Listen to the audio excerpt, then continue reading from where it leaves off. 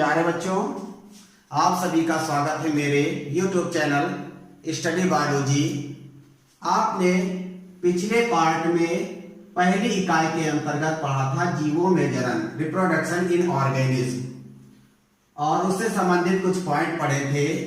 जनन, जनन की अवधि और जनन की आवश्यकता, इन पर हमने प्रकाश डाला था। इसके बाद अगला टॉपिक पढ़ रहे थे पौधों में जनन। तो पौधों में कितने प्रकार का जनन होता है? तो पौधों में 3 प्रकार का जनन होता है: अलैंगिक जनन, कायिक जनन और लैंगिक जनन। अलैंगिक जनन की निम्न विधियां हैं, जिसे विखंडन, मुकुलन, खंडन और बीजाणु जनन कहते हैं। जिनमें से विखंडन, फिशन, मुकुलन, बडिंग और खंडन, फ्रेगमेंटेशन, ये 3 हेडिंग हम लोग पढ़ चुके थे। लेकिन चौथा पॉइंट आपका दिया गया है बीजाणु जनन, स्पोरुलेशन। तो बीजाणु जनन ये नहीं पढ़ा गया था, तो आज हम बीजाणु जनन के बारे में जानेंगे। कैसे बीजाणु जनन के द्वारा अलैंगिक जनन होता है। तो पहले समझ लेते हैं बीजाणु क्या होते हैं। बीजाणु एक प्रकार के अगुणित अलैंगिक काय होते हैं, अर्थात हैप्लॉइड्स, एसेक्सुअल बॉडीज होती हैं। और ये बीजाणु निम्न प्रकार के हो सकते हैं, जैसे चल बीजाणु, ज़ूस्पोर, अचल बीजाणु, एप्लेनोस्पोर, हिप्नोस्पोर, कोनिडिया, एंडोस्पोर, क्लेमाइडो बीजाणु, पाल्मेरावस्था, निश्चेत बीजाणु और आइडिया।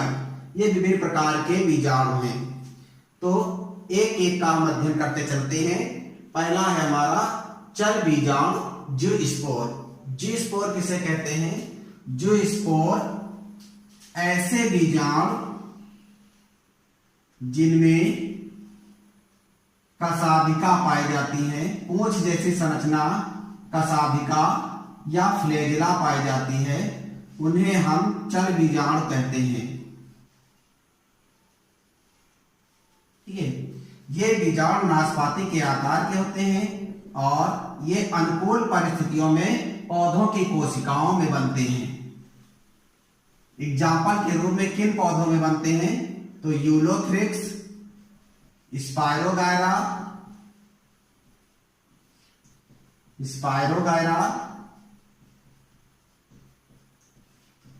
क्लेमाइडो बीजाणु या क्लेमाइडो मोनास में चल बीजाणुओं का निर्माण होता है। और ये चल बीजाणु कशाभिका के आधार पर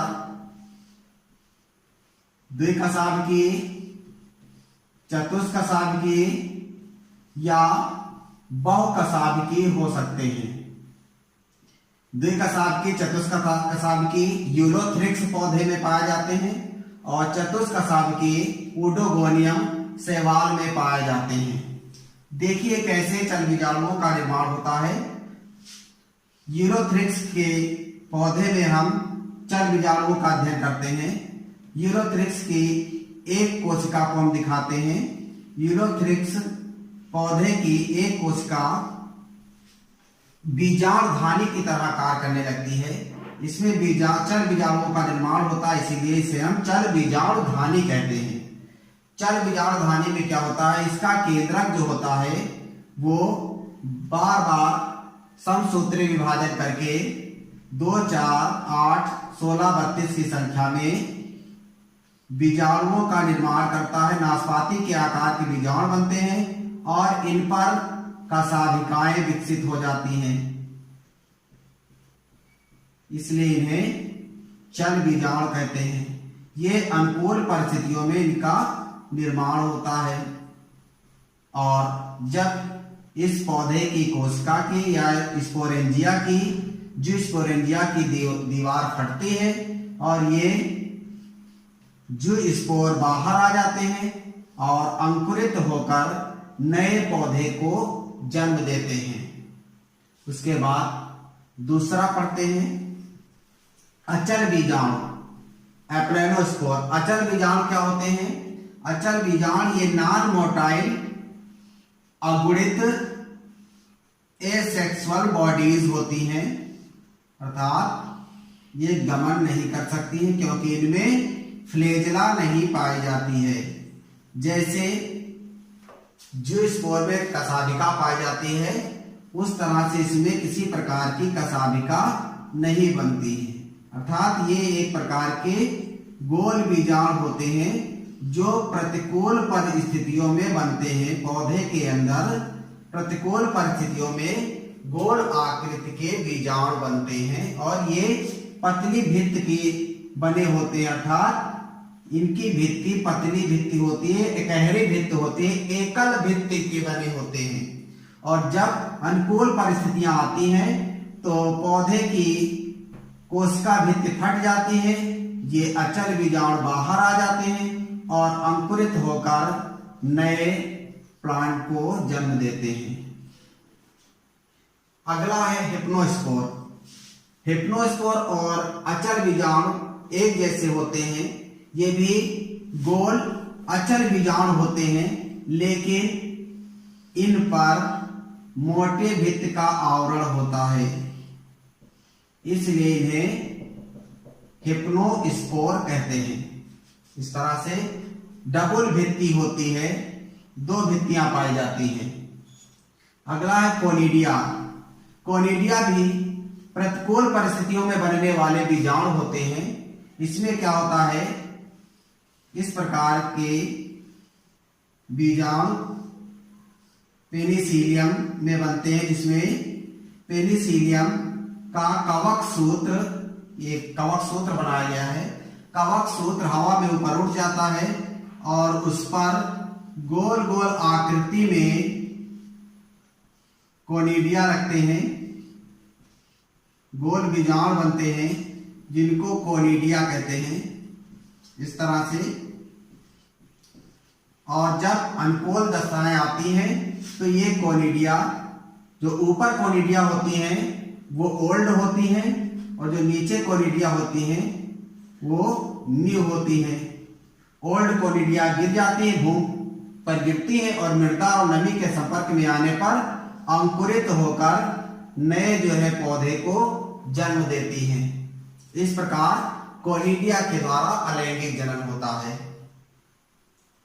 ठीक है। और अगला दिया गया है एंडोस्पोर। एंडोस्पोर क्या होते हैं? एंडोस्पोर किसमें पाया जाता है? एंडोस्पोर जीवाणुओं में बनते हैं। प्रतिकूल परिस्थितियों में क्या होता है? एंडोस्पोर प्रतिकूल परिस्थितियों में जीवाणुओं का जो कोशिका द्रव्य होता है वो बीच में आकर एकत्र हो जाता है, मध्य में आकर एकत्र हो जाता है और अपने चारों ओर एक मोटी भित्ति का आवरण बना लेता है। इस संरचना को एंडोस्पोर कहने लगते हैं। और जब अनुकूल परिस्थितियां आती हैं तो जीवाणु की कोशिका भित्ति फट जाती है और ये अंतः बीजाणु बाहर आ जाते हैं और बाहर आने के बाद अंकुरित होकर नए जीवाणु को जन्म देते हैं, नए बैक्टीरिया बन जाते हैं। और अगला दिया गया है क्लेमाइडो बीजाणु। क्लेमाइडो बीजाणु क्या होते हैं? तो क्लेमाइडो बीजाणु ये भी प्रतिकूल परिस्थितियों में बनते हैं। जब जल की कमी होती है तो पौधे की कोशिका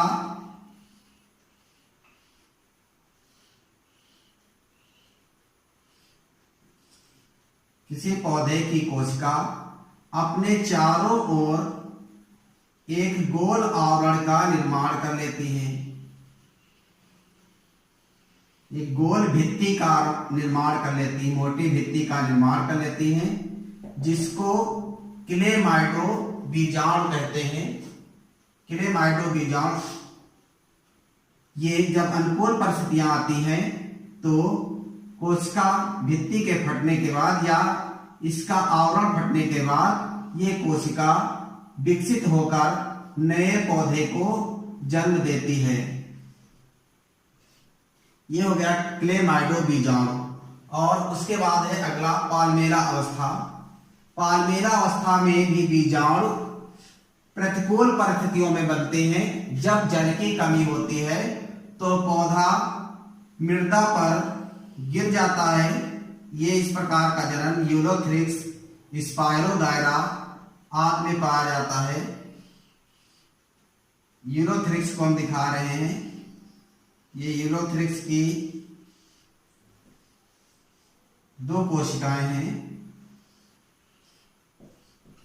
यहां पर इस कोशिका के बाहर एक चिपचिपा पदार्थ का आवरण है जिसे हम म्यूसिलेज सब्सटेंस या चिपचिपा पदार्थ कहते हैं। इस पदार्थ के अंदर इस कोशिका में बने हुए चर बीजाणु आ जाते हैं और इसी में पड़े रहते हैं। जब अनुकूल परिस्थितियां आती हैं तो बारिश होने पर इनका म्यूसिलेज सब्सटेंस चिपचिपा पदार्थ घुल जाता है और ये बीजाणु बाहर आ जाते हैं और बाहर आने के बाद अंकुरित हो जाते हैं और नए पौधे को जन्म देते हैं। नया पौधा विकसित हो जाता है। इस प्रकार इस अवस्था को हम पाल्मेला अवस्था कहते हैं, अर्थात जिस अवस्था में जो बीजाणु होते हैं वो चिपचिपे पदार्थ के आवरण में धंसे रहते हैं, तो इसे हम पाल्मेला अवस्था कहते हैं। ये किस टाइम होता है? जब प्रतिकूल परिस्थितियां अर्थात जल की कमी होती है। अगला है निश्चेत बीजाणु इकाइनेट। निश्चेत बीजाणु क्या होते हैं?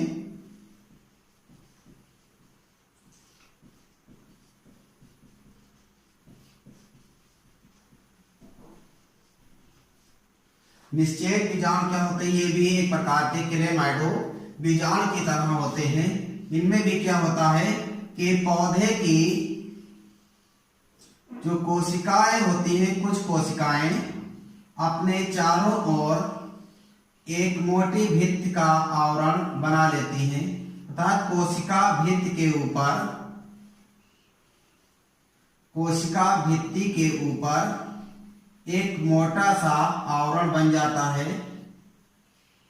इस तरह से कोशिका भित्ति में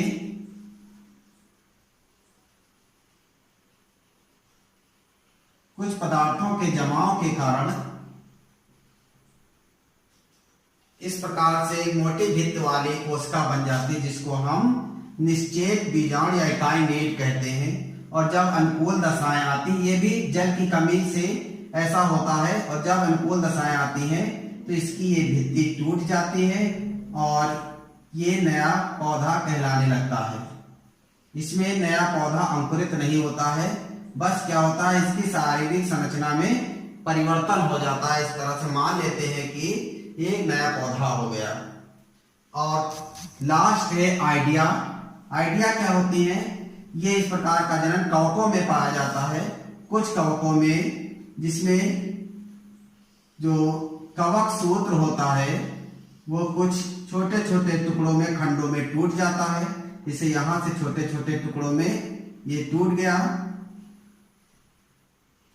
तो इन्हें हम इन टुकड़ों को आइडिया कहते हैं और इनके द्वारा इन्हें हम आइडिया बोलते हैं। और इन टुकड़ों से नए पौधे बन जाते हैं। इसलिए ये किस प्रकार का जनन हो गया? आइडिया द्वारा जो है बीजाणु जनन या अलैंगिक जनन। ठीक है, तो आज के लिए बस इतना, और अगले टॉपिक में हम पढ़ेंगे कायिक जनन क्या होता है। ठीक है।